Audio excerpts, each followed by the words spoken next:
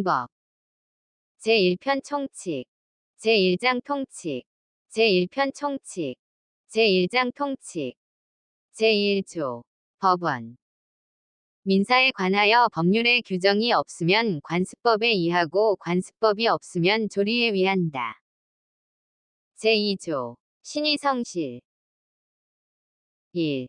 권리의 행사와 의무의 이행은 신의에 조차 성실히 하여야 한다. 2. 권리는 남용하지 못한다. 제2장인 제1절 능력 제2장인 제1절 능력 제3조 권리 능력의 존속기간 사람은 생존한 동안 권리와 의무의 주체가 된다. 제4조 성년 사람은 19세로 성년에 이르게 된다. 제5조 미성년자의 능력 1. 미성년자가 법률행위를 함에는 법정대리인의 동의를 얻어야 한다. 그러나 권리만을 얻거나 의무만을 면하는 행위는 그러하지 아니하다. 2. 전항의 규정에 위반한 행위는 취소할 수 있다. 제6조 처분을 허락한 재산 법정대리인이 범위를 정하여 처분을 허락한 재산은 미성년자가 임의로 처분할 수 있다. 제7조 동의와 허락의 취소 법정대리인은 미성년자가 아직 법률행위를 하기 전에는 전 2조의 동의와 허락을 취소할 수 있다. 제8조 영업의 허락 1. 미성년자가 법정대리인으로부터 허락을 얻은 특정한 영업에 관하여는 성년자와 동일한 행위 능력이 있다. 2. 법정대리인은 전항의 허락을 취소 또는 제한할 수 있다. 그러나 선의위 제3자에게 대항하지 못한다. 제9조 성년우경 개시의 심판 1. 가정법원은 질병, 장애, 노령, 그 밖의 사유로 인한 정신적 제약으로 사무를 처리할 능력이 지속적으로 결여된 사람에 대하여 본인, 배우자, 사촌 이내의 친족, 미성년우견인, 미성년우견감독인, 한정우견인, 한정우견감독인, 특정우견인, 특정우견감독인, 검사 또는 지방자치단체의 장애 청구에 의하여 성년우경 개시의 심판을 한다. 2. 가정법원은 성년우경 개시의 심판을 할 때 본인의 의사를 고려하여야 한다. 제10조 피성년우견인의 행위와 취소 1. 피성년우견인의 법률행위는 취소할 수 있다. 2. 제1항에도 불구하고 가정법원은 취소할 수 없는 피성년우견인의 법률행위의 범위를 정할 수 있다. 3. 가정법원은 본인, 배우자, 사촌 이내의 친족, 성년우견인, 성년우견감독인, 검사 또는 지방자치단체의 장애 청구에 의하여 제2항이 범위를 변경할 수 있다. 4. 제1항에도 불구하고 일용품의 구입 등 일상생활에 필요하고 그 대가가 과도하지 아니한 법률행위는 성년우견인이 취소할 수 없다. 제11조 성년우견 종료의 심판 성년우견 개시의 원인이 소멸된 경우에는 가정법원은 본인, 배우자, 사촌 이내의 친족, 성년우견인, 성년우견감독인, 검사 또는 지방자치단체의 장애 청구에 의하여 성년우견 종료의 심판을 한다. 제12조 한정우견 개시의 심판 1. 가정법원은 질병, 장애, 노령, 그 밖의 사유로 인한 정신적 제약으로 사무를 처리할 능력이 부족한 사람에 대하여 본인, 배우자, 사촌 이내의 친족, 미성년우견인, 미성년우견감독인, 성년우견인, 성년우견감독인, 특정우견인, 특정우견감독인, 검사 또는 지방자치단체의 장애 청구에 의하여 한정우견 개시의 심판을 한다. 2. 한정우견 개시의 경우에 제9조, 제2항을 준용한다.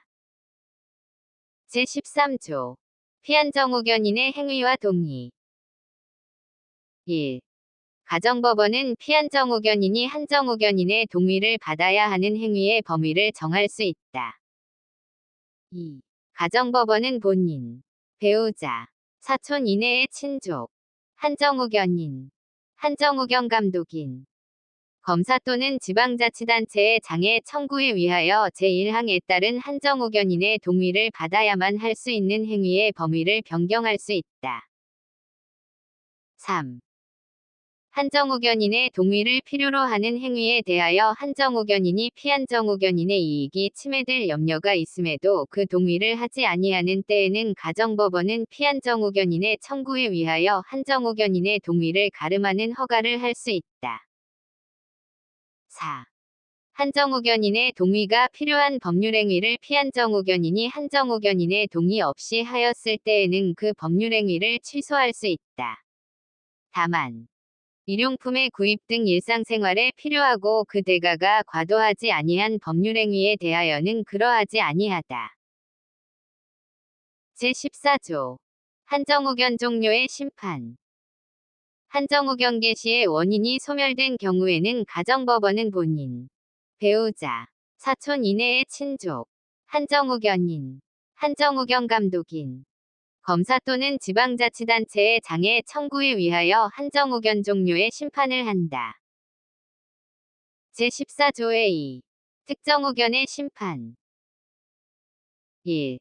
가정법원은 질병, 장애, 노령, 그 밖의 사유로 인한 정신적 제약으로 일시적 후원 또는 특정한 사무에 관한 후원이 필요한 사람에 대하여 본인, 배우자, 사촌 이내의 친족, 미성년후견인, 미성년후견 감독인, 검사 또는 지방자치단체의 장애 청구에 위하여 특정후견의 심판을 한다.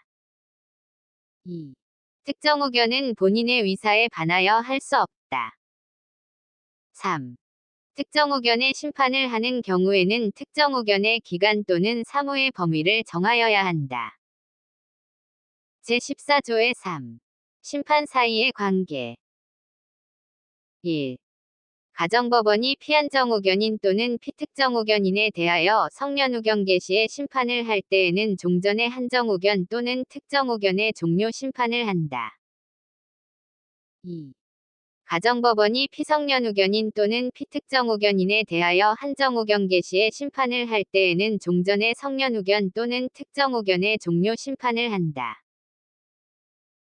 제15조 제한능력자의 상대방의 확답을 촉구할 권리. 1. 제한능력자의 상대방은 제한능력자가 능력자가 된 후에 그에게 1개월 이상의 기간을 정하여 그 취소할 수 있는 행위를 추인할 것인지 여부의 확답을 촉구할 수 있다. 능력자로 된 사람이 그 기간 내에 확답을 발송하지 아니하면 그 행위를 추인한 것으로 본다. 2. 제한능력자가 아직 능력자가 되지 못한 경우에는 그의 법정대리인에게 제1항이 촉구를 할 수 있고 법정대리인이 그 정하여진 기간 내에 확답을 발송하지 아니한 경우에는 그 행위를 추인한 것으로 본다. 3. 특별한 절차가 필요한 행위는 그 정하여진 기간 내에 그 절차를 밟은 확답을 발송하지 아니하면 취소한 것으로 본다. 제16조 제한능력자의 상대방의 철회권과 거절권. 1. 제한능력자가 맺은 계약은 추인이 있을 때까지 상대방이 그 위사표시를 철회할 수 있다. 다만 상대방이 계약 당시에 제한능력자임을 알았을 경우에는 그러하지 아니하다. 2. 제한능력자의 단독행위는 추인이 있을 때까지 상대방이 거절할 수 있다. 3. 제1항이 철회나 제2항이 거절의 위사표시는 제한능력자에게도 할 수 있다. 제17조 제한능력자의 속임수. 1. 제한능력자가 속임수로서 자기를 능력자로 믿게 한 경우에는 그 행위를 취소할 수 없다. 2. 미성년자나 피한정후견인이 속임수로서 법정대리인의 동의가 있는 것으로 믿게 한 경우에도 제1항과 같다. 제2절 주소. 제18조 주소. 1. 생활에 근거되는 곳을 주소로 한다. 2. 주소는 동시에 두 곳 이상 있을 수 있다. 제19조. 거소. 주소를 알 수 없으면 거소를 주소로 본다. 제20조. 거소. 국내에 주소 없는 자에 대하여는 국내에 있는 거소를 주소로 본다. 제21조. 가주소. 어느 행위에 있어서 가주소를 정한 때에는 그 행위에 관하여는 이를 주소로 본다. 제3절 부재와 실종. 제22조. 부재자의 재산의 관리. 1. 종래의 주소나 거소를 떠난 자가 재산관리인을 정하지 아니한 때에는 법원은 이해관계인이나 검사의 청구에 위하여 재산관리에 관하여 필요한 처분을 명하여야 한다. 본인의 부재 중 재산관리인의 권한이 소멸한 때에도 같다. 2. 본인이 그 후에 재산관리인을 정한 때에는 법원은 본인, 재산관리인, 이해관계인 또는 검사의 청구에 위하여 전항의 명령을 취소하여야 한다. 제23조. 관리인의 개임. 부재자가 재산관리인을 정한 경우에 부재자의 생사가 분명하지 아니한 때에는 법원은 재산관리인, 이해관계인 또는 검사의 청구에 위하여 재산관리인을 개임할 수 있다. 제24조. 관리인의 직무. 1. 법원이 선임한 재산관리인은 관리할 재산 목록을 작성하여야 한다. 2. 법원은 그 선임한 재산관리인에 대하여 부재자의 재산을 보존하기 위하여 필요한 처분을 명할 수 있다. 3.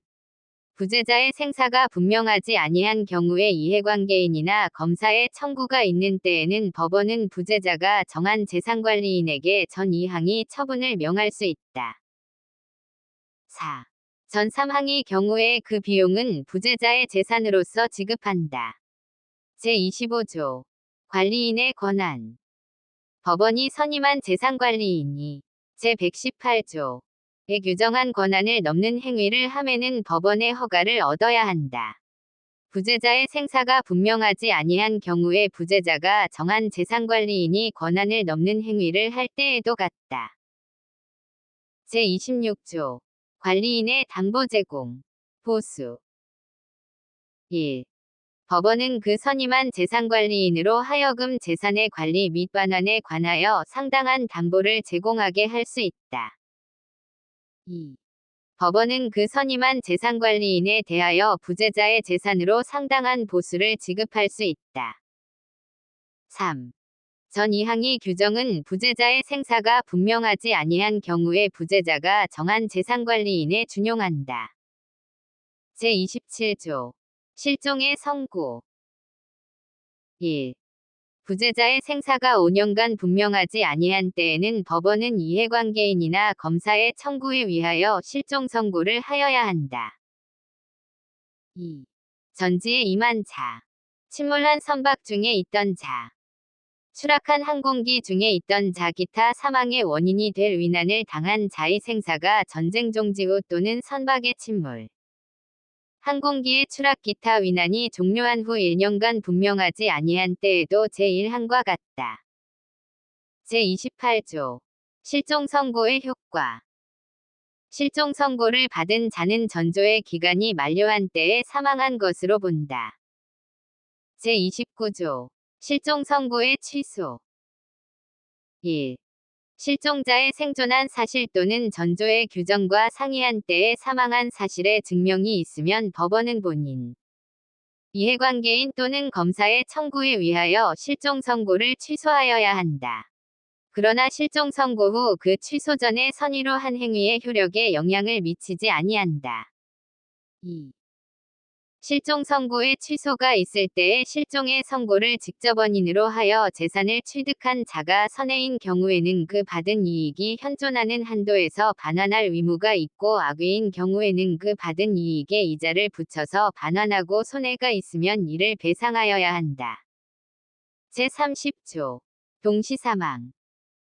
2인 이상이 동일한 위난으로 사망한 경우에는 동시에 사망한 것으로 추정한다. 제3장 법인. 제1절 총칙.